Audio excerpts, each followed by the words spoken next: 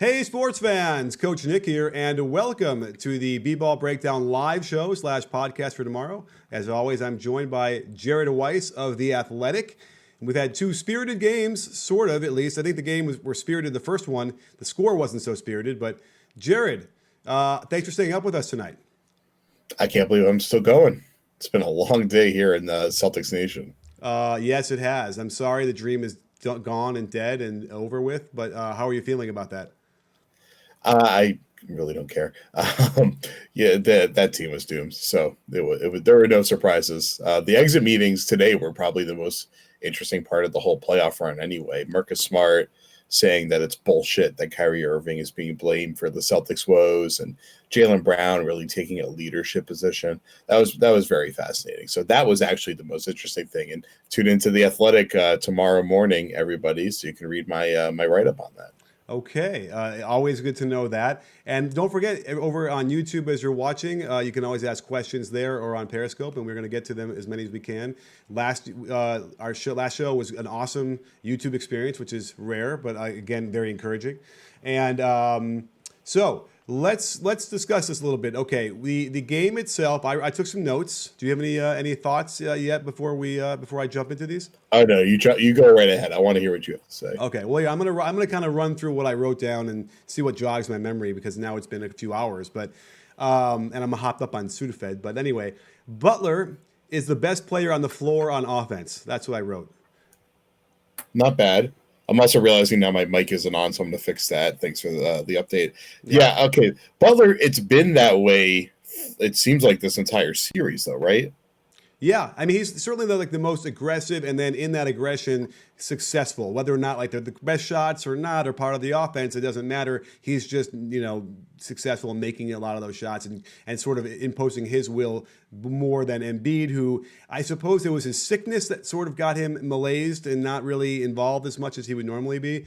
And then Simmons was interesting because he had some good numbers scoring wise. I know he had 4 offensive rebounds, and at least 2 of those were tip-ins. So he was doing damage on the offensive rebounding, which is good because he's marginalized on offense a lot anyway. But it didn't feel that impactful to me, those points, as much as for instance, Butler. He was a real key there. Uh-oh, are you there? No, we lost Jared for some reason. He must have changed his settings on his mic and he's frozen. Well, I'm sure he'll come back to life at some point. Hey, this is not my first rodeo. We'll press on until we find him back. Here's another thing I wrote about that, and then we'll go to some questions in a minute. The idea that Gasol can't get a shot in the post against Tobias Harris is ridiculous. So I wrote that, and it certainly there's a couple times where they throw the ball into Gasol. He's got a huge size advantage, and he just either turns over his right shoulder and he's under the basket too far, doesn't have a good angle to maybe use the glass. It's really, really frustrating that they can't capitalize on that on that end with Toronto. So that is really kind of a troubling thing for me. Check the Philly offensive rebounds. So I wrote yes, which they did. They out-rebounded them a lot, which actually brings up an interesting point I was thinking about earlier during the game, this last game. Thibodeau came in with the Celtics as defensive coordinator and installed ice defense, which forces the ball handler away from the pick and down to the baseline. And he also sort of got everyone away from going for offensive rebounds in an effort to get back on D. That became so paramount to everything that that they didn't want to ever go for offensive rebounds. And I kind of think that that's a marginalized idea now. I think that it's old school at this point, and it needs to be gone away from, partly because some of the best three-pointers that you get out of the offense are off of offensive rebounds. So it would only it would make sense that you would go to the offensive rebound and get more of those. So that's what I'm thinking is the key here as far as what we need to do with getting offensive rebounds. And I think that's the Sixers are showing. I certainly think in tonight's game, the last game, we saw a lot of offensive rebounds too. We might have Jared back. Are you back, Jared? I can hear you. Wow. All right, we're back. So they no can't worries. see me, but they know what I look like. Yeah. Hopefully it's good enough. Yeah. Oh, there I am. You're there. So anyhow, all right. So we got you back. You missed a little bit of my analysis during the Raptors and the Sixers a little bit here, but I was enjoying it. I like this tangent that you've gone on about trying to bring back the offensive rebound emphasis. Well, yeah. What do you think about that? Yeah, I was around those Celtics teams that were, that were employing a lot of the Tips principles. He kind of laid that groundwork there and then went into that with Chicago. And so the way that Doc Rivers always explained it back then was that transition defense is the most important component here, and we can let go of offensive rebounding. Those teams didn't shoot a lot of threes. They had a couple guys that were really good 18-foot shooters. So they weren't prioritizing that offensive rebound to kick out as much. I think now wings and guards have become such good rebounders in the NBA. I feel like the significant advantage of the big being the rebounder on the floor has gone down, probably just because the emphasis of the big has gone down. And so because there's more wings on the floor than ever, I think crashing the offensive glass, especially from like different angles, rather than just trying to get two people on the block, trying to fight and grapple in the trenches. It's more about getting a box out going on, which frees up a wing to try to crash in or a guard to try to crash in. We saw tonight Jamal Murray had some great rebounds. Yeah. He's really good with that, obviously. So yeah, I think that wings and guards prioritizing crashing the glass more, and maybe even bigs still prioritizing getting back in transition defense is something that we could see increase. But I still think, as great as it is to try to get a second chance and a kick out for an open three, teams are trying to push the pace more. So I think teams are actually emphasizing transition defense even more than before. So I don't think teams are going to really want to take away from that emphasis. Yeah, but I wonder if maybe out of all this, you end up having like two bigs again, like two almost traditional bigs that are going to do that. You have your three guys who will space on those shots to get the kickouts. Somebody just sent me an article, Radius Athletics, my buddy Randy over there in Texas just sent me an article in Australia. They're playing with all five guys just crashing the offensive glass and seeing what happens. Like, do you ultimately, it's almost like onside kick every time or whatever. Just, you might end up benefiting from it over the long run. So it's intriguing, but I certainly think that, we got to get back to more of a balance. Whereas I feel like in that 2010 era, it was no balance. It was simply get back, don't even look for those offensive rebounds. And I just see those like more and more of these teams that are getting these second chance opportunities. It's just too valuable to not go after. Well, the interesting thing has been that statistically, there doesn't seem to be a big difference in creating transition frequency based off of 3-pointers as opposed to other long distance shots. But we do see more long rebounds that can turn into offensive rebounds because of 3-pointers. So I think that offensive rebounders kind of more at like the second level are becoming more and more a part of the game. For sure. Well, let's give a shout out to Gigolo Puff out there who's moderating the chat over on YouTube. Again, he's always there. Amazing. And I see actually a good question out here about hedging. And if I can find it real quick. Oh, yes. It's somebody, I think it's in Mandarin, so I can't read the name, but it says, should the Nuggets continue playing the hard hedge? Which is an interesting question. And we'll jump around because, hey, this is YouTube and the internet. The Nuggets continue playing the hard hedge. It's funny because to me, Jokic is dropping, so he's not hedging. I think that hard hedging is just a mistake no matter what, only because when the guy guarding the ball screener comes up that high and he has to sprint back to try and get his man, he ends up running into the ball handler's man, and it's almost like screens him. So I think that whole intersection of stuff becomes too complicated to navigate, and I'm always in favor of just dropping the big, forcing him away from the screen anyway, like an ice defense, and just taking your chances on that. What do you think? I don't mind when they do it with either Millsap or Craig, who I haven't seen Craig do it a lot, but those guys have the foot speed and the balance to pull it off. The reason you do it, obviously, is just because you want to try to force Dame back to the 30-foot zone, because we see that Dame, if he's coming over a screen without a guy right on him, he's shooting every single time. Although we saw tonight that he hit, I think, at least one, if not two 30-footers as well, coming over a Cantor screen.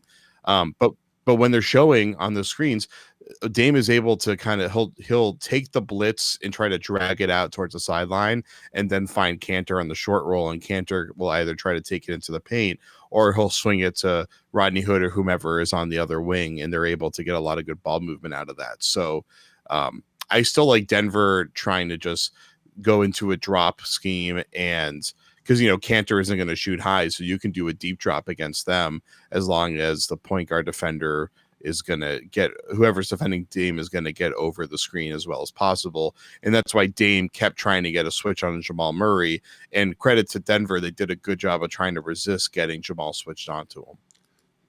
Great analysis. I agree with all of that. You know what? Let's move over to the Periscope. A good question about the Sixers and the Raptors. Quintessential asks, do you think the Sixers figured anything, or did Toronto just not play that hard? So I hate watching this series because you can't figure out what's going on, right, between these two teams. From one game to the next, you think you figure it out, and then they crap the bed. And again, the Raptors did not. They actually looked okay, and it kind of felt like they were going to absorb the initial run by the Sixers with all the energy they have, the home crowd, and then just slowly take control of that game.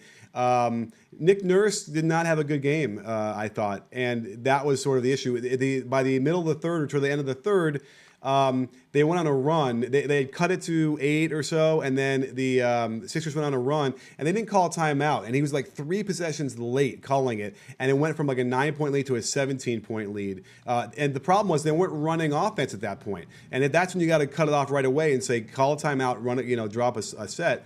And I thought that was a huge turning point, and it just was like, what are you doing, man? Like, that should have been obvious in the playoff game.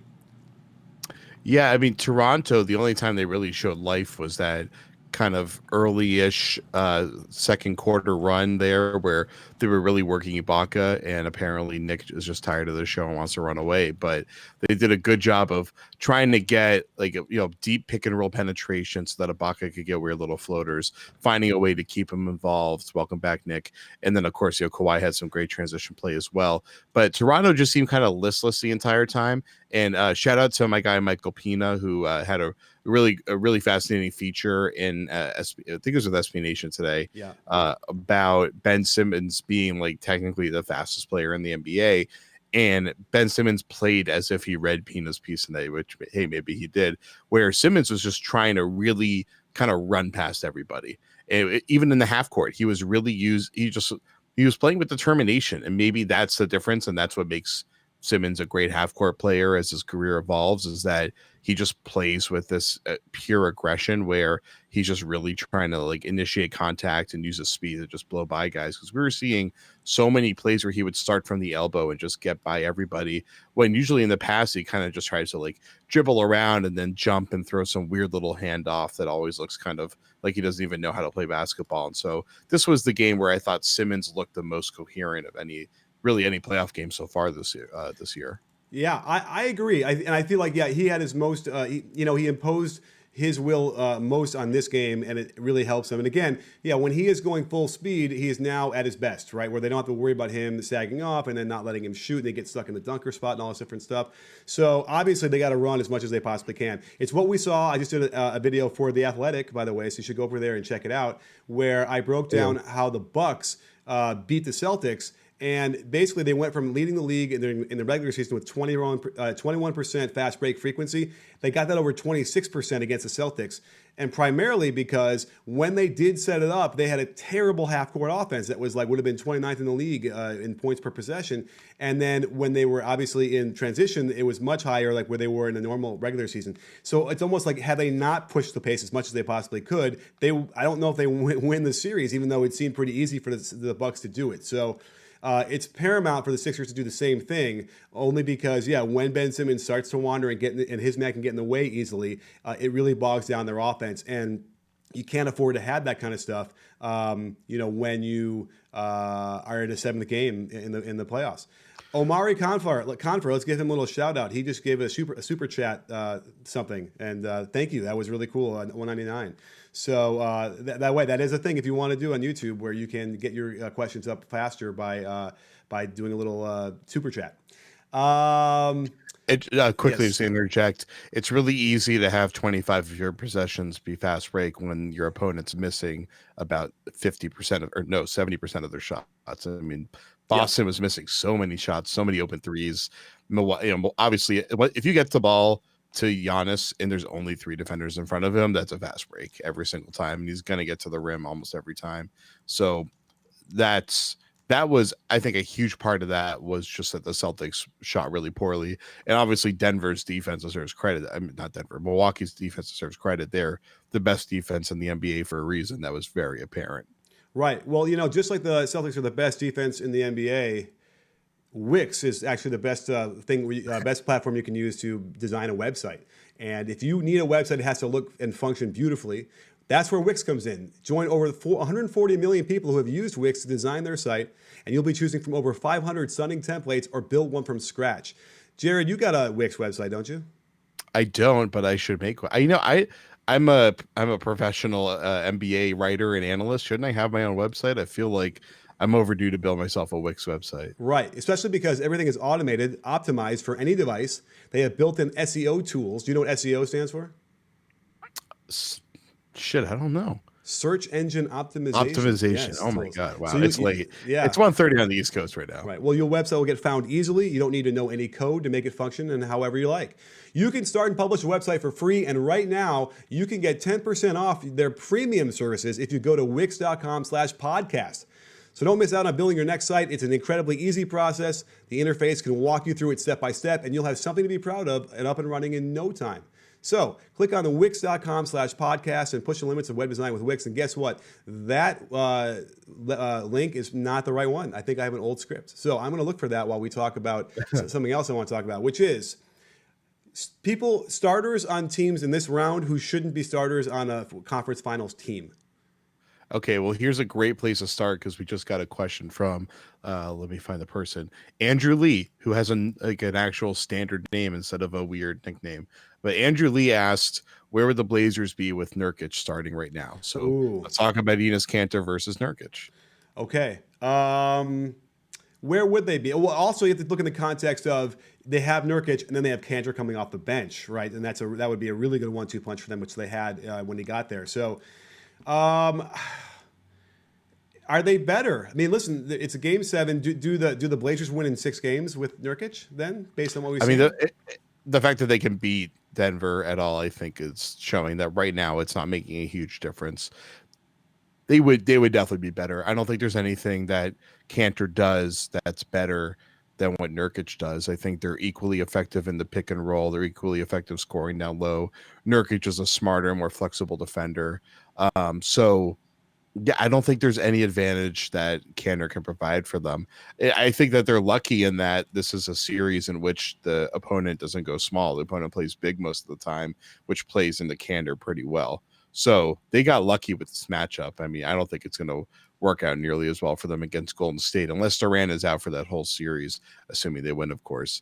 And they're playing, and Golden State is playing with a center out there most of the time. But I mean, they got lucky. Kanter has been playing hard. He's been playing not terribly stupid, and his scoring has been great. I mean, he's running the pick and roll pretty well with Dame, and that's, I think, the biggest thing they wanted was they needed somebody to get physical penetration, which sounds like a weird sex thing to say it. They needed someone to be strong and get through the middle of the defense.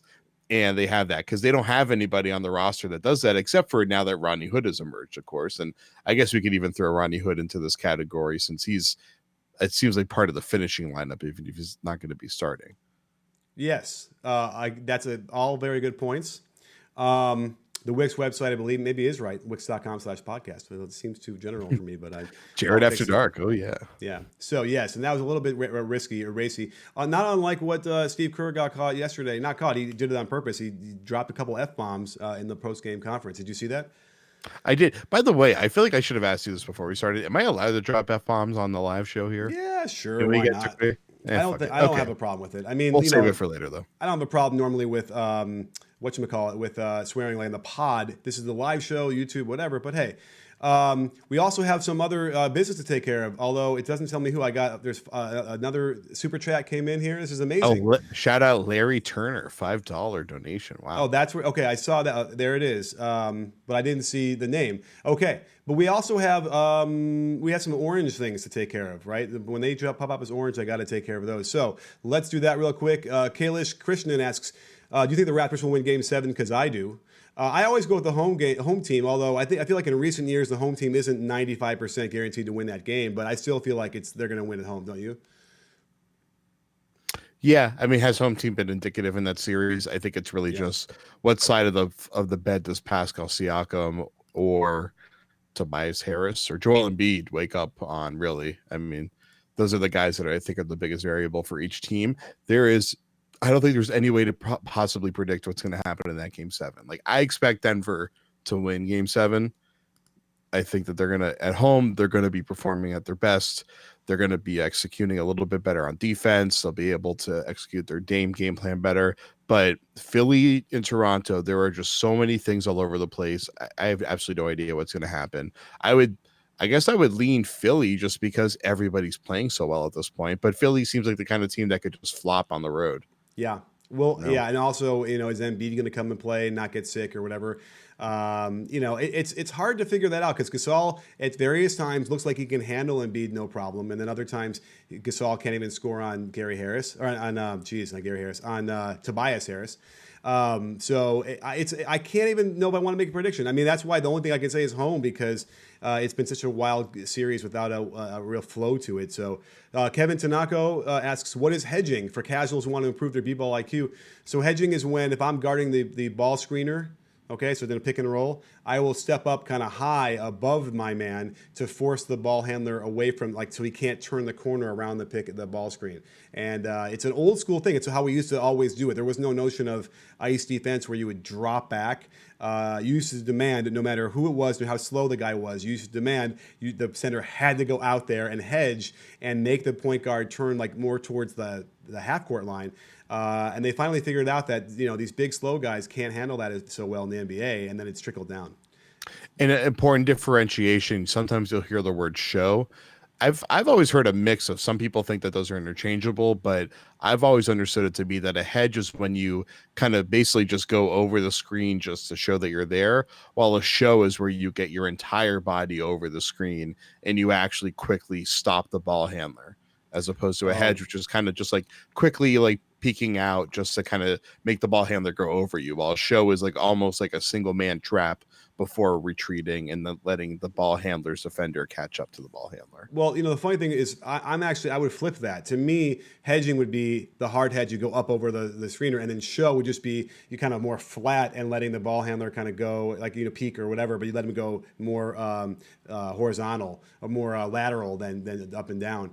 But either way, those are all basically the same thing. And I don't know. I don't even coach that anymore. I don't coach hedging really. I coach either blast them, which is the double team, or drop. Yeah, there's very few teams that are doing that at this point. Cleveland was doing it with Kevin Love for the last couple of years under Ty Lue in the finals, but that's pretty much it. I can't think of any other major competitive team that was running that scheme. Yeah, right. And it stands out when you see it, at least for me. Xerxes is back, and he says he asked in Game 3 the same question as he asked now. My prediction for the Raps game. I guess we kind of just covered that. And do you think Kawhi will stay if the Raptors get in the East Finals? Man, I mean, certainly if they don't get in the East Finals, we know Kawhi is gone. I think we know he's gone anyway, right? What do you think? I think the finals is maybe that level that he needs to get to reconsider. If they get to the East Finals and then Giannis in Milwaukee smokes them, I don't know. It doesn't seem like that his decision is too based on success, unless obviously they have a really good finals run and everyone's saying, let's come back next week, really make it happen. I think that everybody has been saying around the league, people that are really well plugged in publicly, people that I've talked to privately that are really well plugged in, have always been saying consistently throughout the year that he's going to the Clippers. They all be wrong, but the same people that told me LeBron was going to the Lakers back in January of last year are telling me the same thing about Kawhi to the Clippers, and they were right. So I'm going to trust them. Okay, I could agree with that one. It makes sense to me. Let's see here. We never answered Larry Turner's question that he paid $5 for. So let's make sure we address that. Wait, so I don't see the question. Van Fleet and Norm. Go ahead. Okay, well, I got it covered. So Van Fleet and Norm Powell haven't impacted the series at all.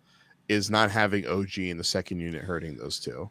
That's a very good question. I like that one. And it's the only explanation, right? I mean, how Van Vliet has completely fallen off, and Powell is sort of never, he's been off and on anyway for his career.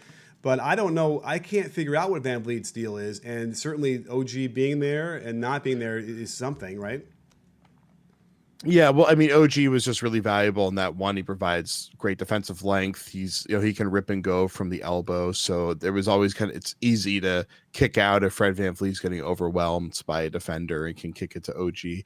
But I think Van Vliet's issue is that the physicality is bothering him. He's one of the smallest point guards out there. He's getting pushed around. He looks like he's scared to be out there. He doesn't look comfortable driving into the teeth of the defense like he usually does. I mean, he's usually like a fairly fearless player who just has great control of his body and the ball, and he's got great balance, and he's comfortable shooting in tight spaces, and his 3-point stroke is usually going, and that's not going right now either. So he just seems just like he's psyched out right now. And I don't even know if they're going to play him really. They might take him out of the rotation for the most part in Game 7. They might go down to like a 6.5 man rotation. Right. I mean, at this point it's too late, but I would have tried Jeremy Lin at some point. I don't know what the deal was. I don't think he played well when he got there, but he, it would have been, it could have been better than what they're getting from him. But we'll see. But back still is a problem for him. So is it really? Okay. Not active. Yeah. All right. Oh, yeah. Okay. It's too bad. Anyhow, all right. Well, we got some other super chats in here. So again, thank you. Which, by the way, before I answer these really quickly, because they're all great questions, would you guys want to have me offer like exclusive content on YouTube for like a monthly fee? They have these super fan things now where you can actually pay. Let me know in the comments, or let me know wherever else I can see that. And because I'm actually looking at it and I'm wondering if it's worth even trying, because it's not often that I tried it once like a couple of years ago and it didn't work out that well, but on something different. But let me know what you think about that, because I got plenty of content that I can create that would be exclusive that you guys would love. We have Quad MFT in the super chat asks, what can the Kings do to improve next season? All right, let's hijack the chat and talk about the Kings for a second. What do you think? I mean, they hired Luke Walton in a really surprising move. They fired the coach anyway. They fired Jaeger, right? Yeah. And well, Luke Walton's hired for now. Don't forget what's going on with him. Yeah, all right. And that was all really shocking too. The accusations of sexual assault. Yeah. And so, although it's gone quiet, so it kind of makes me feel like, I don't know, but you're right. It could be something. It's gonna pop back up. Yeah, but I think the Kings are in really great shape. I love who they have on their team right now as young players. They do need to figure out a way to maximize them better. And now that they have another season together of experience, they should be better. They just happen to play in the West. Yeah, actually, wait. What can the Kings do to improve? Okay, don't overpay Willie Cauley-Stein. I think that they're in a position right now where they don't want to so like a lot of teams that are in their stage of building will kind of load up their cap because they figure we're not going to be a player in free agency. And so they'll start committing to some of the players that are like good, but not great. And Willie Cauley-Stein just seems to me the kind of player that if you sign him to 15, 16 a year, he's just all of a sudden going to be an albatross contract to you. And you know what? Look at Brooklyn. I mean, I know Sacramento obviously is not Brooklyn, but like Brooklyn was a dead end franchise. They took a very similar approach to building their franchise as Sacramento did, even if the way that they acquired a lot of their talent was different. And obviously the circumstances that they had to build under were very different. But I feel like both teams are kind of in a pretty similar position as far as like their caliber of talent and how they're trending upwards. And Brooklyn now is looking like a free agency destination. And if Sacramento can really exhibit that the young talent that they have on board here, and they've got Buddy Hield, who is 27 now, I believe is what we've clarified. So he's like entering his prime, right? Yeah. But you have Fox, who's 21, I think. The fantastic. And then Fox. And then Beasley is 20. Beasley, came on really strong. It showed a ton of reason why they somehow took him over Luka Doncic, and obviously that proved to be a mistake at least this year. But maybe Beasley will work out for them in the future as a superstar. But they've got a really good core right there. Oh, you didn't say Bogdanovich. He's my favorite player on my favorite players list. Bogdanovich is really good, but he's not the core that you're selling a potential free agent on necessarily. Okay. And so, yeah, I think that there's a lot to sell to free agents. And, this offseason, there's a ton of cap space out there. So they might not be lucky in that, like, they don't have the market cornered on cap space, so they can try to learn a really like a second tier free agent that couldn't get paid elsewhere, although that still could happen. But next year they might be able to. And I'm sure there's going to be a lot of good talent for them to pick from next year. So I think making sure that they don't give out any contracts that are, like, it's really hard to do this, especially as a small market franchise. You have to have the patience to be willing to make the sacrifice to develop a player for 4 years, and they don't turn out to be quite who you wanted them to be. And if they want you to pay market or even above market price, if they're just not who you want them to be, you have to move on. And that's why your drafting has to be so great, both in the first and the second round, is because you need to have talent behind those guys to come in and fill in for them when they just outperform their contract value. Or underperform it. Yeah, listen, I get out of the way of Jared, and he'll break it down for you in a beautiful way. So we have another one. Let's see, where is the other question we have that is here? Dr. Pineapple. Oh, no, Orlando Biotechnology asks, why is James Harden less aggressive on certain nights? You know, it's funny. I just did a breakdown. And by the way, I didn't necessarily want to release the video like at 7 o'clock at night in the Pacific Coast time, but there was like some weird glitch on YouTube. So please go and watch the Warriors Rockets video I just dropped, because it's a really cool dive into how Steph and how Klay shoot based on whether Kevin Durant is on the floor or not. And I came up with some interesting insights I think you guys will enjoy. So go watch it when we're done with this. But someone mentioned, though, in the Game 5, or Game 6, Game 5, that Harden took like maybe one shot in the last like 7 minutes of the game. And like I didn't even have a chance to really go through it to think about it. But like that's a real problem if that's really the case. I need to check. But I think that he might get stuck in certain situations where he feels like he's not getting calls. Iguodala, by the way, is a really great equalizer. And in the video that I showed, I have another video actually. I'm prepping. I'm sorry, my mind is mush about who's the best defender on Harden on the Warriors. And a little quick insight was, obviously, it's Iguodala is really good. Kevin Durant actually had the lowest points per possession against Harden, believe it or not. But what Iguodala does is ends up getting the most assists on him. And I think part of that means is that he does so well that he forces him to pass. And now a lot of those passes are just for scoring opportunities. A lot of them are just to get rid of it because he's pressuring him. And that's the nature of wearing him down when you have Iguodala. You used to have Kevin Durant. You have Klay Thompson. Who else can they throw out there? I mean, Livingston a little bit can still do some things. So they're kind of perfectly positioned to guard James Harden, wouldn't you say? Yeah, I don't think there's any team in the league that's better equipped to guard him. And I trust Klay to be on him the majority of the time. And you know what? I don't think Klay's numbers generally look great on Harden, but that's because he's guarding Harden so much of the game, and Harden's the most unstoppable scorer of the generation. So, like, as great defenses are going to play on him, he's going to get his buckets, and you're not going to look like you're completely shutting him out. But I do like your read on the assist numbers for Iguodala. I think Iguodala, he's probably just doesn't have the energy now to be able to like track a guy like that the entire game. But it looks I mean.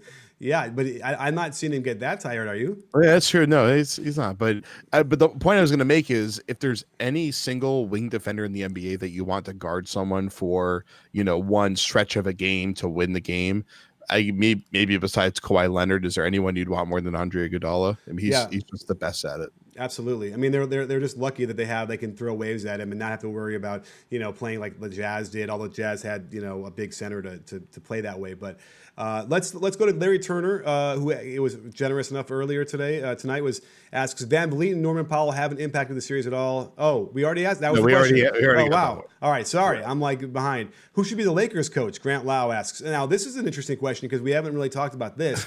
Now here's what anyone that'll take it. Here was what was fascinating about this. Tyronn Lue, they were like probably an hour away from signing a deal. It sounded like they had some stuff, whatever. And then they insist on bringing Jason Kidd in to be the assistant, and he walked. Now, I think everyone understands this. I didn't really want to go on Twitter and sort of talk about this, but let's talk about it here. Does everybody remember how Ty Lue got his job in Cleveland? Okay, so hold on. Let's get one thing clear. And yeah, you're right. You're totally right. And so he replaced David Blatt. David Blatt was burying himself, and he was digging his own grave the entire time. I don't know how much of it is public, but here's what I know about how David Blatt got fired was the way it was put to me by. I'm going to put you at a close-up so we can hear this. Okay, here we go. I'm trying to think how I can say this.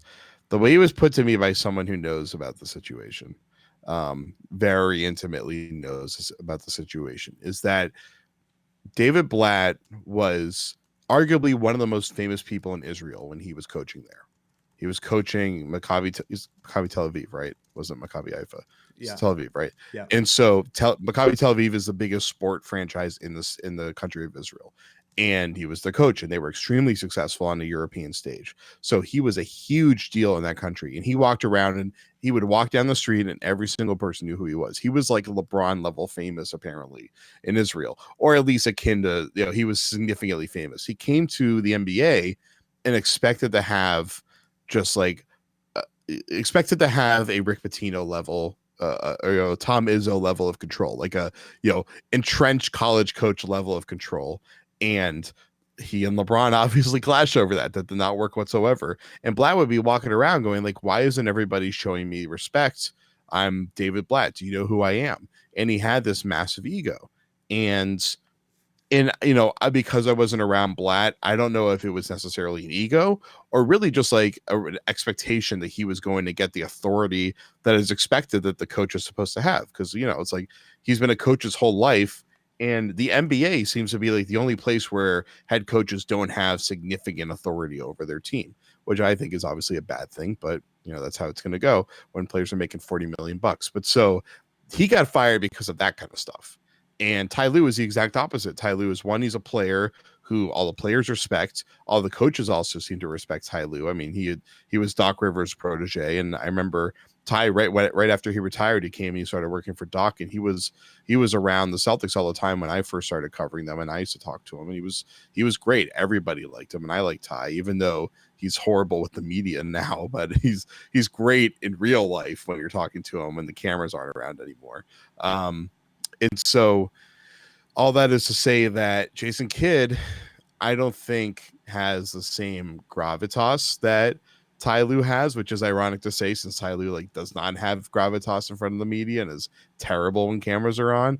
But behind closed doors, people really seem to respect and like Ty Lue, and I have in my interactions with them off the record. And so I think the Ty Lue situation is not congruent with Jason Kidd. And to get to the reality of the situation, sorry, I'll stop my rant here, is that what really happened based on kind of finding the overlap and the 6 different angles and outlets that were reporting on this between what Woj had and what Ramona Shelburne had, what B.A. Turner had, who's been having some very interesting leaks coming from the Lakers over the last year or so. And then was it Sam Amick and Bill Oram for us was that, and Shams, I think Shams Charania also had a lot on this one, was that Ty Lue accepted Jason Kidd coming on board. And as a caveat, he wanted a full 5-year deal, probably in the $35 million range or something, which would make him one of the highest paid coaches. And 5-year deals seem to be pretty standard for accomplished head coaches right now in the NBA. And so he wanted to be paid commensurate with someone who's won titles, who has demonstrated that he can coach the most uncoachable player in the NBA.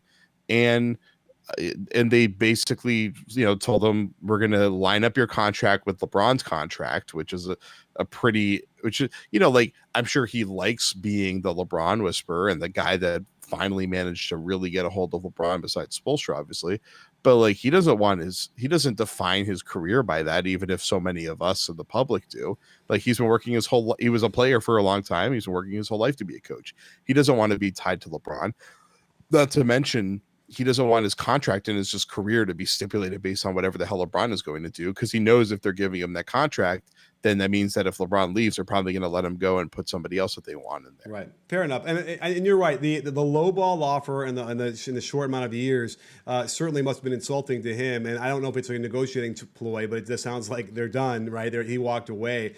So, okay, fair enough. I mean, I guess if that's the reporting, he was okay with Jason Kidd. I would just think that, he's just waiting in the wings to take over your job. He's already been head coach. He wants to be a head coach.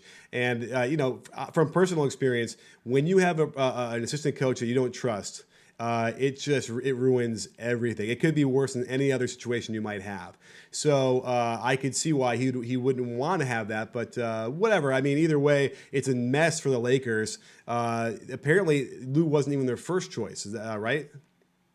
It's not really clear. I mean, there was a report that they had so there was Monty Williams and right. Lou were like the top two candidates, and that allegedly because those guys were getting their interviews done and it was very public, and then the whole situation seemed to go dormant for a little while, and somebody had reported that they did that so that Monty Williams would just eventually balk and take the Phoenix job, and then they would have no one left to choose but Ty Lue, and so that would be somebody within the organization kind of slipping Ty Lue into the winning by default or winning unopposed situation. Mm-hmm. And really, after this whole Jason Kidd fiasco, if for one, the other thing that came out was that apparently, reportedly, the front office was trying to force Kurt Rambis onto Luke Walton's staff, and that played a role in Luke getting fired. Oh, wow. So, yeah, Kurt Rambis is just hangs around, man. He just doesn't ever disappear. I don't know how he does it. Like, I don't know Kurt personally. I think I've met him once and he seemed like a nice guy. I don't know if he's really qualified or not. I mean, he has not had any success in his coaching career, but there's a lot. Yeah. We as a coach, there's a lot of coaches out there with horrible records that are really good coaches. They just haven't had the opportunity yet. Like, look at Steve Clifford. He's finally getting a chance to turn his record around after all those years. Which reminds me, we do have a question about the Hornets and somebody. Let's do that right now because I feel bad for Dr. Pineapples, who asks, there we go, what's best for the Hornets this offseason? And it kind of roils my brain because I don't know exactly what they're going and what their plan is here.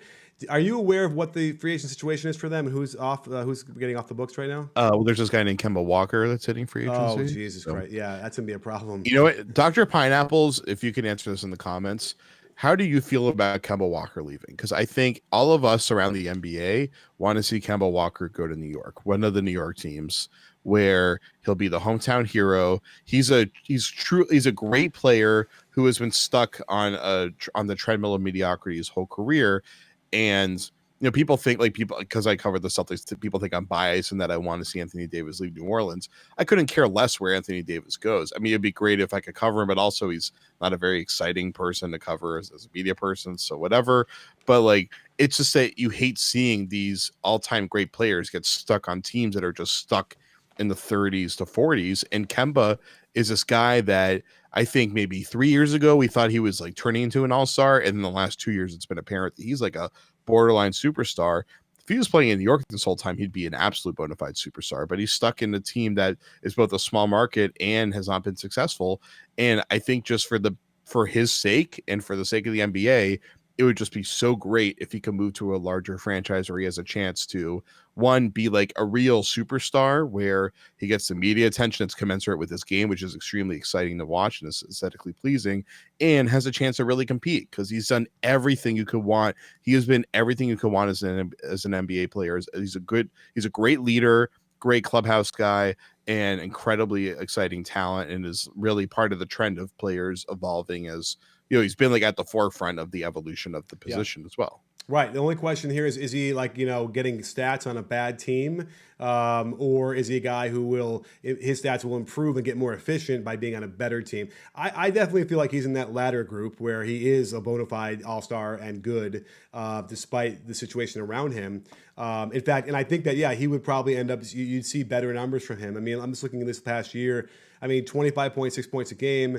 He shot 356 from 3-point land on a high volume and 43% from the field, which actually isn't even that off. A typical player who you think was he's only good on a bad team would probably be closer to 40%, right, on field goal percentage overall, and 32%, but he has a lot of assists and a lot of whatever. So and he doesn't even have that many assists. Again, had he played on a team with better players, he probably gets 8 or 9 assists a game, I imagine. I think that he's probably gone. That's going to decimate Charlotte even worse because they're not going to get anybody to replace him. So it looks like they're heading for the lottery. They're already in the lottery, but even lower in the lottery. Yeah, and I mean, as far as cap space, if the cap does come in at 109, then they're going to have, let's see, if MKG and Marvin Williams opt in, that's 18 million right there. So they're going to have about 16 million in a cap space. If they let go of Tony Parker, Willie Gomez, Twain Bacon, they're not going to extend the QO to Frank Kaminsky, obviously, especially after they screwed him over and didn't release him when he so badly wanted to get released. So they're stuck because they're stuck paying. They're paying Nick Batum and Bismack Biyombo 42.5 million right now. And Cody Zeller's on a 14-15 million dollar a year contract. And Zeller's like solid, but he's not quite worth that money. No. But yeah, so 16 million isn't enough for them to replace Kemba with like a big star. Yeah. And they're not going to have the draft pick that they need to, really replace him. So they're stuck on the treadmill of mediocrity for more now. But I think at this point they should just be trying to shed as much salary. I mean, this offseason they can't shed too much, but next offseason they can pretty much clear the books except for Cody Zeller, I think is the only person I can think of. Yeah. Oh no, Nick Batum is a $27 million player option.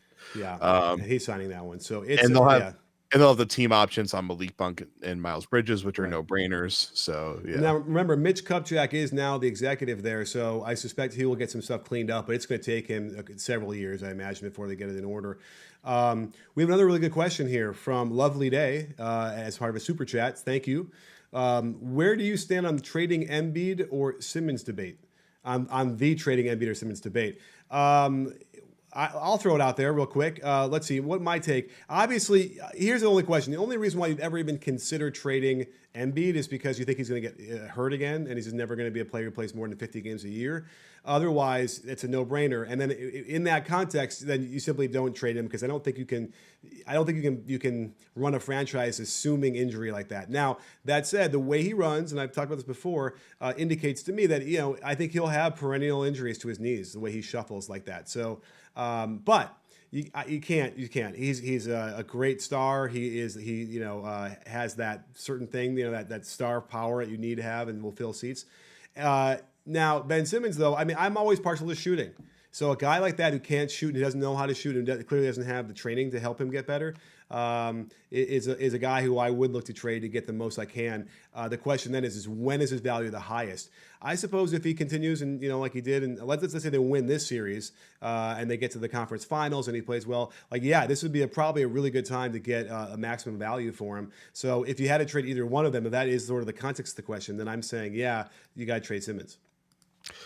I trade neither, but Ben Simmons could be had if you blow me away with something complex and fascinating. You give me a player that, you would want like a Tobias Harris type of player or maybe a Jimmy Butler type of player. Like if they keep that whole thing together, I don't really see the point of trading him because you can't trade. It's very unlikely that you can trade Ben Simmons in a 1-for-1 deal where you're getting commensurate value. Right.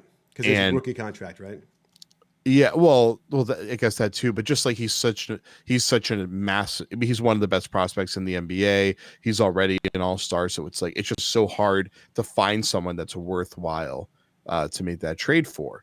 I can't think of anyone that I could even imagine being on the market. Although I assume Simmons is also someone who's not on the market, so it would have to be for someone who isn't on the market. And so, Simmons, we're seeing it here is that.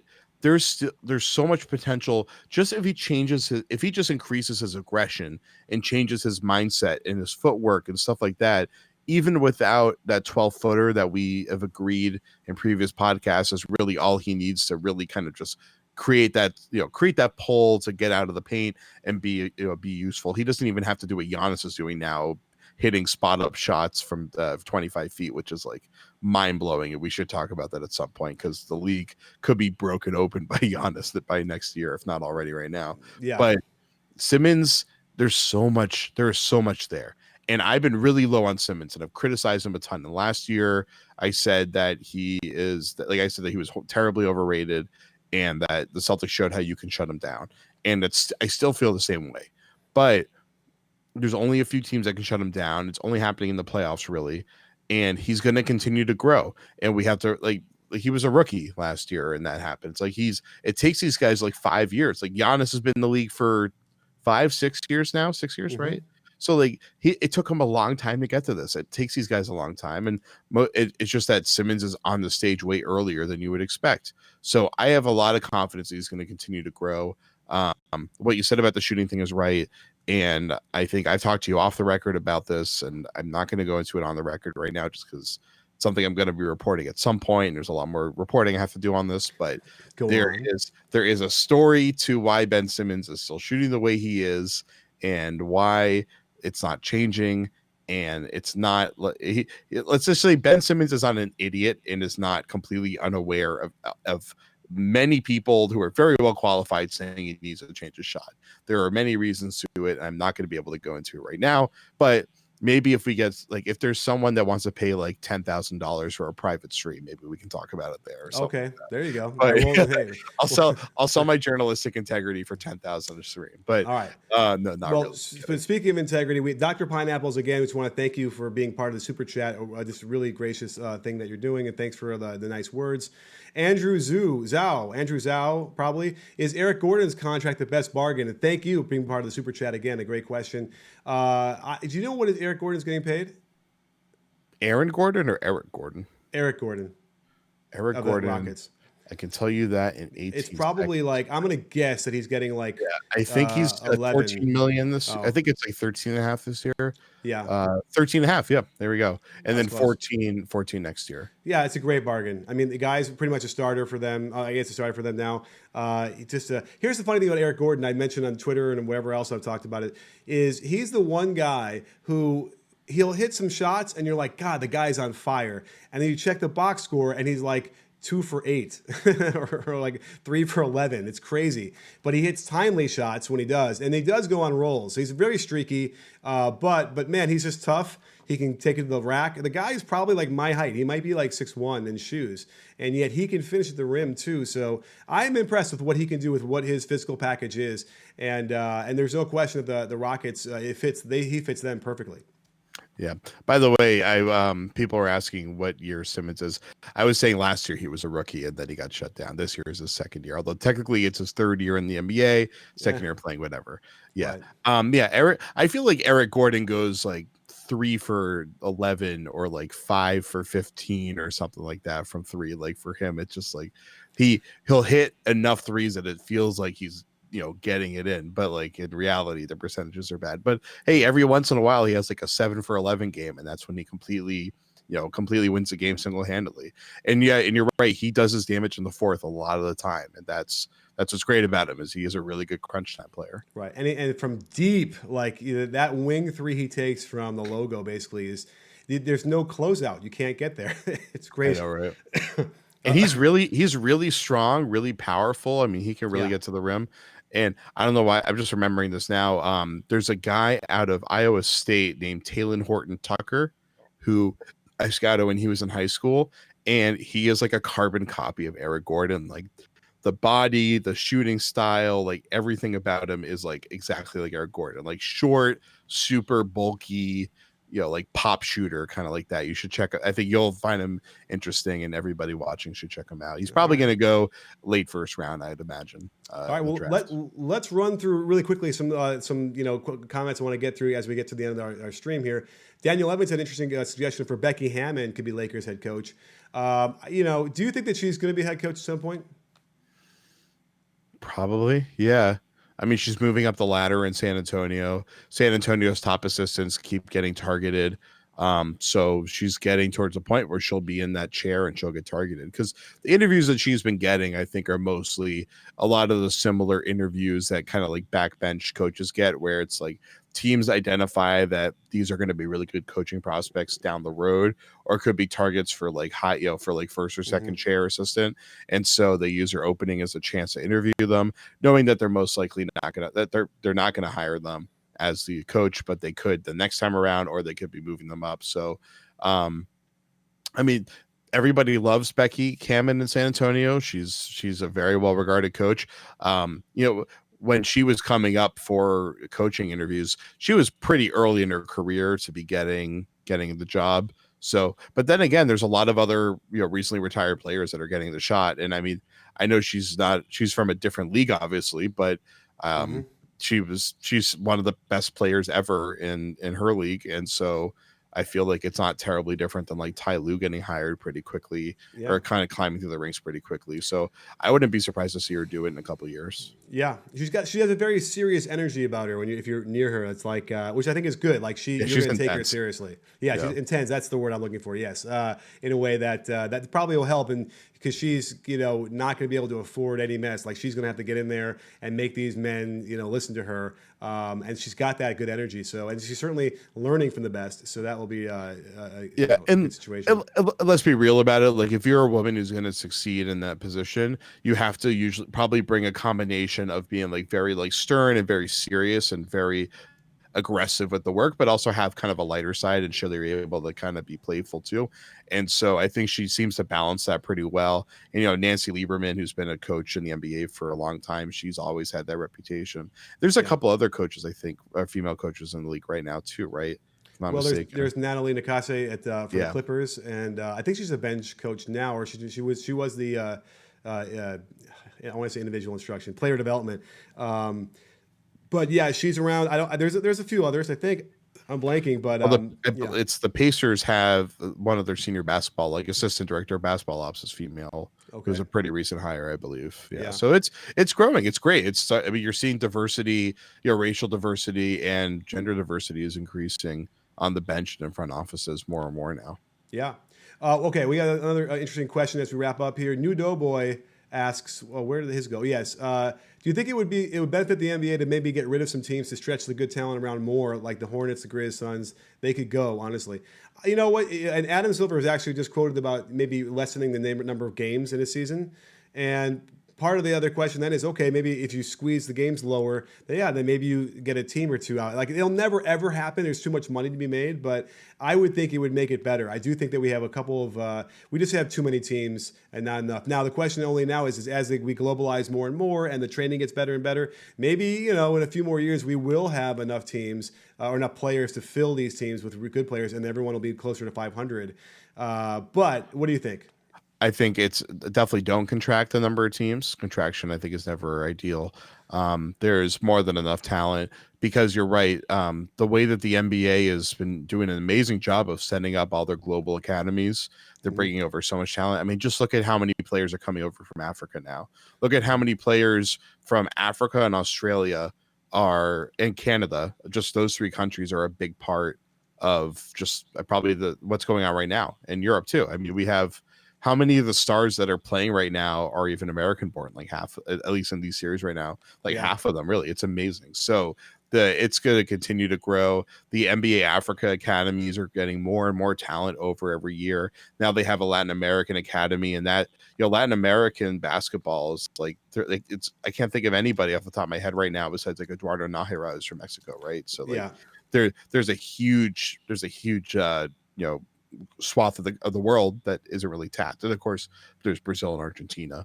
And like Puerto Rico has a huge basketball league, and there's only one Puerto Rican player that I can think of in JJ Barea. So like there's lots of countries where you can get more players coming from. So yeah, there's going to be more and more players coming. Not to mention as football continues to die at the youth levels, you're going to have more and more of those great athletes coming over to basketball as well. Yes, thank you for feeding into my football theories about how it's going to be extinct in 20 years. But there's going to be a ton of young wide receivers, tight ends, running backs that are all going to make great guards in the future. Okay, let's finish this with a great question from Eddie Hollins saying, I was saying Hood should start for Portland, but I think he should keep coming off the bench. Now, that's the one thing, because we kind of skipped over the second game a little bit here, at least the details. Right. But, so Rodney Hood Mama, and someone wanted me to give a Rodney Hood Mama, and I meant to do it earlier, but Rodney Hood Mama, nonetheless, he's his role is great off the bench. It really fits because, teams traditionally have wanted that like spark plug who can score off the bench. But, you're looking at Harkless, you're looking at Aminu, and I'm wondering if Hood could in a game 7 when you want to get off to a good start, replace one of those guys. The biggest problem I have is that with Harkless has Murray on him, and I'm not even sure it's that it's a good idea for Denver simply because they're goading ISO post-ups from Harkless, and it's not a good look. He's not good at that. It's not part of their offense. He's not scoring, and they keep doing it. So please stop. But I'm just wondering, if maybe there's a way that they should just shove Hood in there or not. What do you think? I mean, I think you only do it if you're playing a 7-man rotation and you're playing Hood 40 minutes, because Hood's been great because he's playing with CJ in the second unit and Evan Turner, and they're able to like ET is able to ET almost like works as like a roll man half the time too. He like gives the ball up and then becomes like a pick and roll playmaker. He had tonight a couple great passes being like a pick and roll playmaker, but you can't mess with that balance because ET was really valuable tonight. And if you don't have the right balance around him, it could be a massive negative because they're not guarding up on him high usually. Yeah, so I wouldn't mess with that balance because the Blazers are winning because their offense is consistent throughout the game, and that's because Hood and CJ are playing so well off of each other. And hey, Zach Collins up until the fourth quarter basically was amazing in this game. Yeah, I've always liked Zach Collins. I think he's developing really nicely, and he's getting there closer and closer. Evan Turner is terrible. Generally, he had 2 nice passes, but he also came in like the first 3 plays were really just a nightmare. So they got to limit his minutes, even though he's probably only playing like 9 anyway. But here's the thing that's interesting: that starting 5 for Portland did not start out well in the game. They couldn't stop anybody. They were losing by 8 or 9 points throughout that long stretch. So I was wondering, like, geez, do you change up the second half starting lineup? Because teams never do that, almost never. Every once in a while, maybe. But in my mind, that second unit did so well. Maybe Stotts should have said, hey, we should put Hood in that starting lineup. For the second half. They didn't do that, and lo and behold, that first 5 actually did better all of a sudden. They could get some stops. Denver, blinked, and they were able to control it. So it's interesting to see how half to half, you never know what's going on. It's almost like you can't use the first half information to dictate what you want to do in the second half, and it worked out well for them tonight, but I would have a much shorter leash in a Game 7 and have Rodney Hood on that bike, riding it ready to go as quickly as possible when they need him. And one thing is, so Aminu is he at least spaces the floor well. I mean, he gets really streaky with the shooting. Sometimes he's bearing everything. Sometimes he's missing the rim. But when he's on, and he at least knows how to rip and go if he can attack a closeout. Harkless, his defense is so vital. If you were to take him out and put Hood in there, I feel like Millsap would have a field day. Like Millsap would just take everybody to the block and destroy. But he's already having basically a field day as it is. Yeah, right? But he's not dropping 30, and he could if they didn't have the right defensive combination out there. Well, listen, you just dropped 30 tonight in this podcast, so thank you so much for that. And everybody else out there, fantastic stuff. I mean, this was our best one yet, wouldn't you say? Yeah, every single one we do is the best one, but so this is one of the best ones. Always improving. I feel bad. There's like 100 questions here. I mean, I could stay up at least until 4 a.m. my time. So if you want to answer every one of these questions, we can. But listen, everyone. Jared's cell phone number is 617. You can call him directly. So. We got to end it now because it's been over an hour. So and I got to get to bed soon. So anyway, awesome stuff. I love someone says the Foot Show will forever be my favorite show. The Foot Show, the nightmare from the legendary Foot Show. I don't know why. I mean, listen, my wife heard. I told her I did that, and she thought I was looked at me like she was gonna. I couldn't believe you did that. That was insane. It was the fact that you were just so ready to just do it just because someone made a donation. You're like, oh yeah, sure, why not? Yeah. I wouldn't have done it. So you're a brave man, and I don't know. It's just a foot to me. you're a true hero of the people. All right, well, thank you so much, Jared. Thank you everyone else out there on Periscope and certainly on YouTube. That's really where it's at these days. It's fantastic. Gigolo Puff, thank you there. Dr. Pineapple's Lovely Day, Quad MFT, Larry Turner, Orlando Biotechnology, Andrew Zhu, Dr. Pineapples again, Omari Confer. All you guys are fantastic in the super chat. Awesome stuff, and we will be right back. I mean, we'll do it again when? I guess when is that going to be? The next time we do it is, I don't know, next week? I don't know. Tomorrow's my mom's birthday, so not tomorrow. Happy birthday, Mrs. Mom. Weiss. Thank you. So maybe Saturday. Ooh. I think, I'm actually out tomorrow night. And actually, I might have concert tickets. Let's make our plans in front of 550 people or whatever. All right, you got it. Well, either way, we'll figure it out and let you people know. Awesome stuff. We will see you as soon as we can. I'll make sure I'll put a little notice on YouTube in the community, so keep your eyes peeled for that. And don't forget, sports fans, at B-Ball Breakdown, we're not a channel. We are a conversation. You in? Are you in, Jared? I'm in Mother's Day mode.